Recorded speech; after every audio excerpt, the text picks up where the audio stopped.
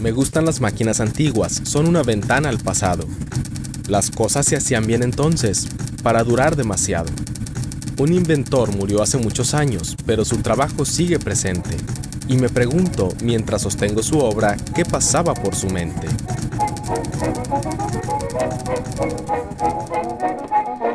Mi esposa y yo visitamos tiendas de antigüedades y siempre estoy buscando máquinas de escribir antiguas.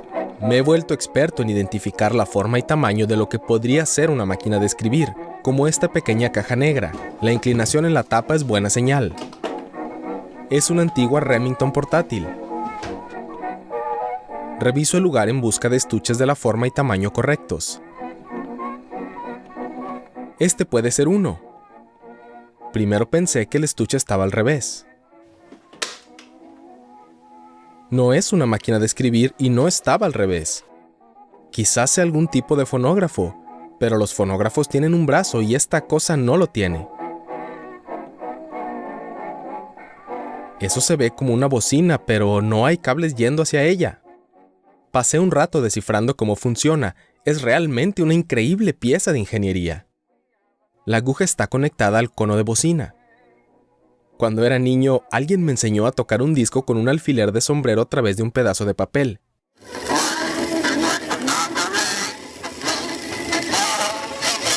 Si mis hermanas están mirando esto, prometo que no le hice eso a sus discos. Conforme la aguja recorre el surco del disco al girar, esta pieza completa se desliza sobre valeros. Y esta perilla te permite ajustar la posición de la aguja en el borde del disco cuando la tapa está cerrada. Esta palanca primero desbloquea el mecanismo de reproducción y hace girar el disco liberando el freno de la tornamesa. Entonces hace bajar la aguja sobre el disco. Esta ventana deslizante provee un control de volumen. Me encanta el diseño de la manija que sirve también como la palanca de cuerda.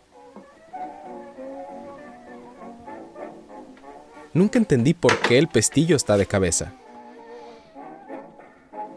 Hay un compartimiento de almacenaje, pero el motor de resorte no deja espacio suficiente para discos, así que no sé qué se ponía ahí.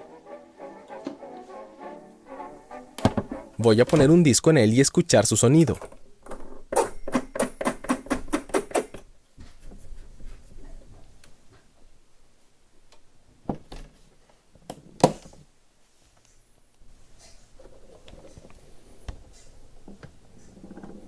Puedo escuchar la tornamesa tomando velocidad. Ahora voy a bajar lentamente la aguja sobre el disco.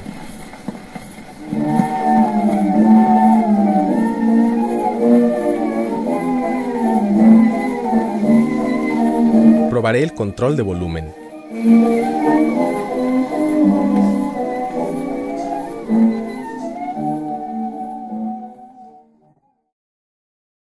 Quisiera saber más sobre el diseñador. La etiqueta dice que es un fonógrafo de reproducción vertical. Eso explicaría la prensa que sostiene el disco en su lugar. Y dice Sociedad Watchtower Bible and Tract. Recuerdo haber visto una revista llamada The Watchtower, publicada por los Testigos de Jehová. No sé mucho sobre ellos, pero sé que van de casa en casa para difundir su mensaje. Busqué para ver qué podía encontrar sobre su relación con esta máquina. En los años 30 y principios de los 40, los reportes de los testigos mencionaban con frecuencia grandes cantidades de fonógrafos y otro equipo de sonido. Esta página de revista muestra cómo usaban grandes bocinas montadas en autos para reproducir sus transmisiones de radio. Iban de casa en casa con pequeños fonógrafos e incluso hicieron sonar su mensaje desde un barco en el río Támesis. Se ve el fonógrafo de modelo antiguo, y en la esquina se ve el nuevo fonógrafo portátil que fue introducido en 1940. Los carros de sonido fueron un despliegue de tecnología que sería difícil ignorar. La Watchtower hizo dos tipos de fonógrafos. El más antiguo era este modelo, más parecido a los otros fonógrafos que había en el mercado entonces. Veamos en dónde encajan los fonógrafos de la Watchtower en la línea de tiempo del desarrollo de fonógrafos. La reproducción de sonido empezó con Thomas Edison en 1877. Hubo un francés llamado Martinville, quien cerca de 20 años antes había grabado sonido con una aguja sujetada a un diafragma que arañaba una superficie cubierta de hollín al vibrar. Pero no tenía manera de reproducir el sonido.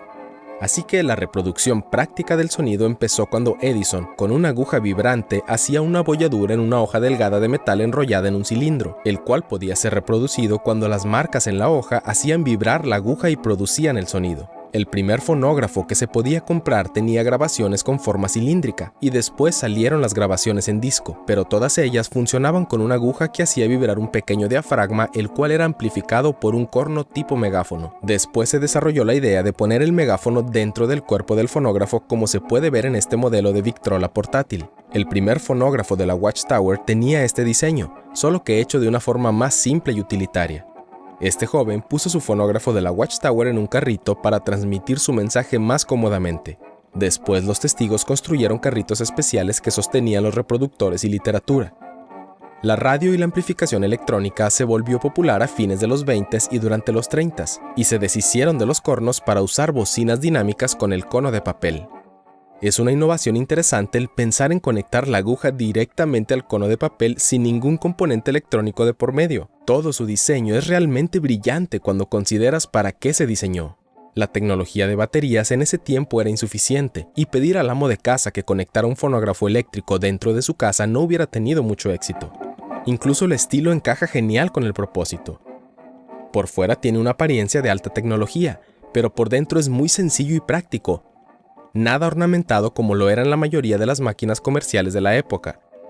Y como vemos en estas fotos, el compartimiento lateral fue diseñado para llevar una Biblia u otra literatura.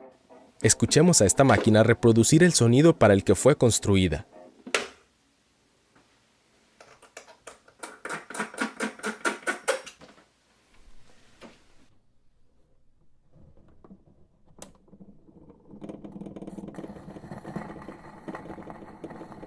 What the immediate future holds for the peoples is of great concern to all families that desire peace and life.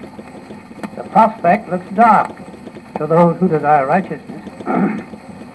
Parents are in perplexity as to what they can do to protect and safeguard the interest of themselves and their children. This brief speech is to draw the attention of all such to the gracious provision which the Almighty God has made for those who sincerely desire good things. To learn of His provision will comfort those who mourn.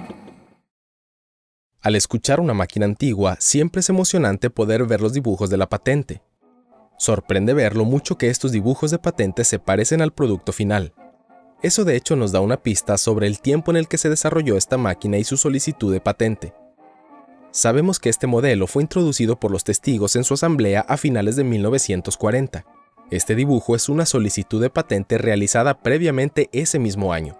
Tiene las mismas ideas básicas, pero en una configuración mucho más compleja que hubiera sido mucho más difícil y caro construir. Parece que hasta mediados de 1940 estuvieron trabajando a partir de los viejos dibujos, y continuaron refinando y mejorando el diseño hasta que entraron en producción a mediados de 1940 con el diseño que vemos en esta máquina. Después de estar de lleno en la producción por unos cuantos meses, llenaron la solicitud de patente mostrando el nuevo diseño. El inventor de esta brillante máquina es John Curzon. Por varios años, los anuarios de los Testigos de Jehová mencionaron 3 Curzons en la lista de ministros. Una exhaustiva búsqueda en Internet arrojó muy poca información sobre el inventor. Pude encontrar una breve historia de su familia. Su abuela en Ohio se suscribió a la revista Watchtower alrededor del año 1900. De sus 11 hijos, solo 2 aceptaron sus creencias. Uno de ellos era John G. Curzon padre, un maestro de escuela que tuvo 3 hijos, Esther, Russell y John Jr., nuestro inventor. Russell se mudó a la sede mundial de los Testigos de Jehová llamada Bethel en Brooklyn, Nueva York, en febrero de 1934 para servir allí. John Jr. se le unió unas semanas después y compartieron un cuarto hasta que John se casó con Jessie en 1953. Russell escribió: John put his technical skills to work at Bethel and collaborated with other Bethelites on such projects as producing portable phonographs. Thousands of Jehovah's Witnesses used these in their house-to-house ministry. John also helped design machines for wrapping and labeling magazines that were mailed to individual subscribers. Encontré un comentario en un foro de miembros en donde alguien dijo: ¿Alguien recuerda a John Curzon? Me preguntó si alguien sabe qué fue de su esposa Jessie. John fue el responsable de inventar ese reproductor de discos que usaron los testigos en su obra de Casa en Casa en los años 30 o los años 40. Él era probablemente la persona más dulce, inteligente y humilde que tuve el privilegio de conocer. John G. Curzon Jr. está sepultado en el cementerio de la Hacienda Watchtower en Nueva York. Está cerca de la sede rural de los testigos. Yo esperaba encontrar alguna mención de este hombre en las muchas publicaciones en las que se menciona el fonógrafo, y obviamente con muy alta estima, especialmente en el artículo que anuncia el nuevo fonógrafo vertical. Y hubiera sido genial ver una foto de él anunciándolo en la gran asamblea. Pero quizás es la cultura de los testigos el evitar la búsqueda de gloria, o quizás fue la timidez del señor Curzon lo que lo mantuvo fuera del reflector. Creo que me hubiera gustado conocerlo. Él definitivamente dejó una buena impresión en el miembro de la religión que escribió sobre él. Nosotros sabemos que hizo un maravilloso trabajo al cumplir los requisitos específicos para una obra importante, y lo hizo de una forma sencilla, práctica y elegante. He disfrutado conocer un poco más sobre John Curzon a través de su maravillosa máquina.